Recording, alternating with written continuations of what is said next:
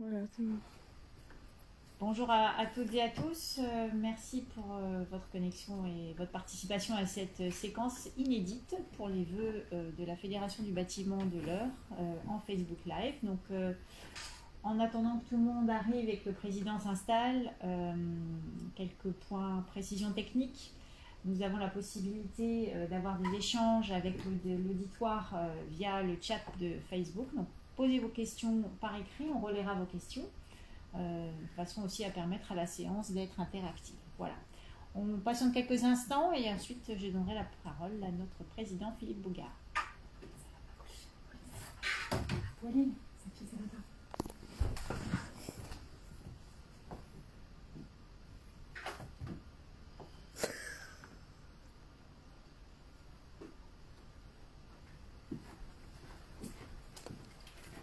Bonjour président.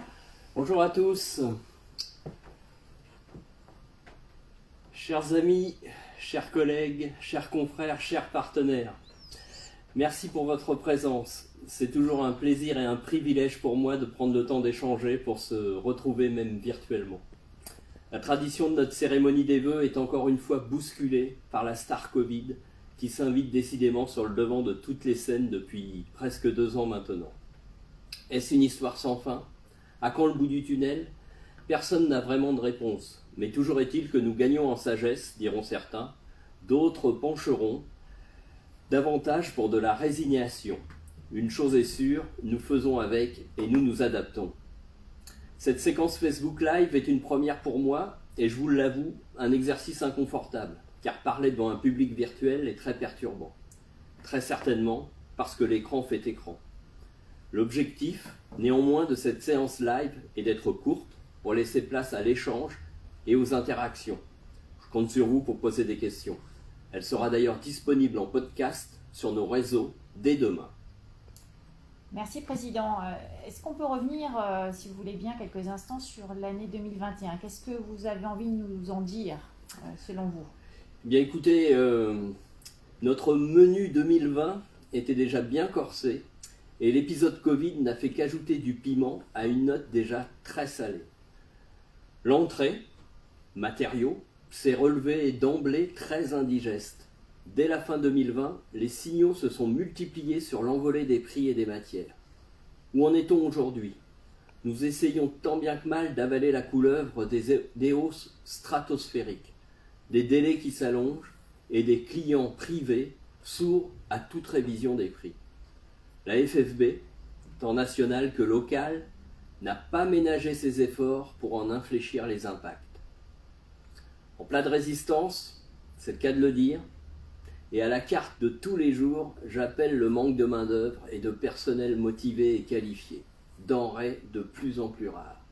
Cela nous renvoie inexorablement sur notre déficit d'image et manque d'attractivité. Le changement de perception de nos métiers auprès du système éducatif et des jeunes est une bataille de longue haleine. C'est bien dommage, car la filière offre des parcours de réussite encore trop méconnus. Pour le dessert, la lassitude, voire l'impuissance de nos managers face aux difficultés récurrentes de gestion des équipes et du triptyque infernal, main-d'œuvre, matériaux, pandémie. Ces dernières semaines, le variant Omicron a mis à rude épreuve nos organisations. Malgré tout, tout n'est pas difficulté et contrariété, fort heureusement. Les points positifs que je retiens de 2021 sont notamment sur les volumes. La demande et les carnets de commandes sont pleins entre 6 et 24 mois. Les volumes présentent des niveaux jamais atteints. Les avancées obtenues par la fédération, au niveau du département d'abord, l'avance sur les marchés publics qui a été portée à 30% et le gel des pénalités de retard. Notre centre de formation CRFBTP de Bourteroulde, qui est passé IFRB régional à l'automne. Aussi, à noter, des contrats d'apprentissage, près de 3000 pour la Normandie, qui renouent avec nos plus belles années. Au niveau national, ensuite, l'ouverture de la prime Rénov' à l'ensemble des contribuables, le report de l'application de la réglementation environnementale RE 2020 à 2022, et le report de la hausse du gazole non routier GNR à 2023. pour nos amis d'UTP notamment. Merci Président. Et que dire de 2022 et des enjeux de la profession dans un contexte pas simple, encore de pandémie, d'élections présidentielles à venir? Qu'est-ce que vous nous diriez, Président, aujourd'hui? Écoutez, sur l'aspect métier d'abord, le challenge sera de soutenir la construction responsable, les circuits courts et les matériaux biosourcés, la fin des passoires thermiques, la décarbonation des bâtiments, le partage des bonnes pratiques de traitement des déchets. Nous veillerons également à maintenir un niveau de la construction neuve suffisant dans le respect des PLU. L'objectif est de faire cohabiter zéro artificialisation des sols et accès à la propriété. Sur le plan des compétences ensuite, dans un monde en mutation rapide, il nous faut appuyer les reconversions et toujours augmenter le nombre de jeunes, travailler sur la coordination de tous les réseaux d'insertion et de formation, avec le CRF, le GEC, Job 27, Pôle emploi et tous nos partenaires qui y travaillent au quotidien. L'outil RSE de la FFB, mis à votre disposition, vous permettra aussi de valoriser votre entreprise auprès de vos salariés et candidats. Nous, concernant la fédération, 2022 sera l'année où nous allons nous atteler au mandat et à la représentativité de notre institution. Quand bien même le Conseil d'État a confirmé fin 2021 le maintien de la FFB comme première organisation patronale représentative de la profession, nous sommes engagés. Je pèse mes mots, car nous avons perdu notre droit d'opposition sur les moins de 10 salariés. Comment voulez-vous défendre la profession si elle est coupée en deux? Aussi, notre enjeu sera de veiller à rester unis sur la défense des intérêts de toutes les entreprises, quelle que soit leur taille. Les combats se gagnent ensemble, et pour que la profession, et pas uniquement pour un certain nombre. Est-il utile de vous rappeler que 90% de nos adhérents ont moins de 10 salariés? C'est avec vous et par vous que nous y arriverons. Diviser n'est pas fédérer, c'est ensemble que nous serons plus forts. Enfin, il sera aussi primordial de poursuivre notre développement. Nous comptons aujourd'hui 638 adhérents et près de 5000 salariés. N'oublions pas nos racines fédérales et mutualistes. Plus nous serons nombreux, plus la voix de la FFB 27 sera entendue et puissante pour ne plus subir les événements. Plus nous aurons le pouvoir d'apporter collectivement notre pierre à l'édifice de nos futurs. L'objectif que je me suis fixé pour ma mandature est d'atteindre les 700 adhérents. Et nous sommes en bonne voie. Merci, Président. En réponse à ces enjeux, je crois que les administrateurs et vous-même avez nous réservé quelques surprises. Quels sont les objectifs ou les axes principaux pour 2022 que vous souhaitez nous présenter aujourd'hui? Écoutez, surprendre, c'est d'abord attirer, et attirer par l'accès à la culture. Nous vous offrons l'opportunité d'être identifiés par le grand public et les jeunes comme entreprises responsables et à moindre coût.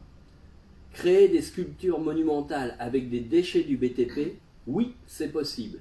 Et votre FFB l'organise pour vous en 2022. Par la création aussi de la chronique culturelle, un flash mensuel sur tout ce qui se passe en Normandie. Lecture, cinéma, expo, à ne manquer sous aucun prétexte. Surprendre, c'est aussi fidéliser. L'outil potentiel BTP, unique dans la profession, vous permettra de recruter autrement par la motivation. Grâce à cet outil, vous aurez une photographie de l'adéquation du candidat avec le poste à pourvoir. Avec l'appui de votre fédération, vous pourrez objectiver votre choix, choisir le meilleur candidat et plus seulement par défaut. Il y a aussi la future page partenaire, bientôt disponible, pour vous tenir informé des tarifs, des nouveaux services et offres du moment sur tous vos domaines. Surprendre, enfin, c'est innover. De nombreuses nouveautés telles que le café du président, le premier vendredi de chaque mois, sera à l'occasion d'une demi-heure d'échange en visio et la programmation sera à partir du mois de mars. Nous avons aussi les jeudis du juridique, actualité mensuelle et interactive. Et enfin, notre centre de formation du CRF, enrichi avec un catalogue notamment sur les modules digitales et intuitifs, sur la gestion des déchets via un coach virtuel. Je vais m'arrêter là sur la liste des surprises 2022 et vous lance un défi et un pari un peu fou, que chacune d'entre vous ramène un adhérent, parraine un jeune et détecte un mandataire. Voilà notre cap et notre challenge. Partageons cette passion de construire. Construisons ensemble de magnifiques futurs, mes amis. Je vous souhaite une très belle année 2022 pour vous et vos familles. La parole est à vous. Je vous remercie. Merci, Président. Nous entendons les applaudissements virtuels, bien évidemment, d'une foule en délire. Non, je plaisante. Quelques questions peut-être qui ont été ou qui vont venir au niveau du chat en ligne. Une première question pour démarrer. Qu'est-ce que vous avez envie de faire au niveau de l'emploi, Président, puisque c'est une préoccupation essentielle pour tous nos adhérents aujourd'hui et toutes les entreprises de la filière? Écoutez, concernant l'emploi, je crois que la Fédération nationale va lancer une campagne pour magnifier notre travail et notre profession. Il y a aussi tous les échanges que l'on peut avoir avec nos différents centres de formation. Je pense au CRF, je pense au CFA, mais aussi Pôle emploi, Job 27. Il est important aussi de privilégier les métiers transverses, de réintroduire dans nos métiers de la compétence, et c'est en magnifiant nos métiers que nous allons pouvoir créer une dynamique de manière à pouvoir attirer encore plus de jeunes dans nos professions. Merci, Président. Autre chose, tout à l'heure, vous avez évoqué déchets, culture. Pouvez-vous nous en parler? Mais écoutez, nous allons faire un échange avec les métiers de la culture. Hein. Nous avons en programmation d'utiliser des déchets du bâtiment pour créer des œuvres d'art.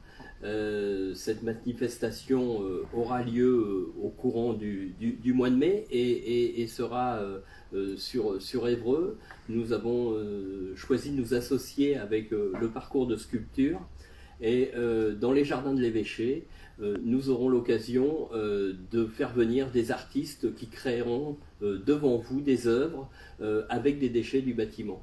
Ça nous donnera l'occasion aussi de dire que la Fédération du bâtiment et les entreprises du bâtiment jouent un rôle essentiel au niveau du recyclage, et aussi ont un intérêt pour ne pas détruire nos paysages, et ont de l'intérêt pour en fait, je dirais, tout ce qui est vert et dynamique.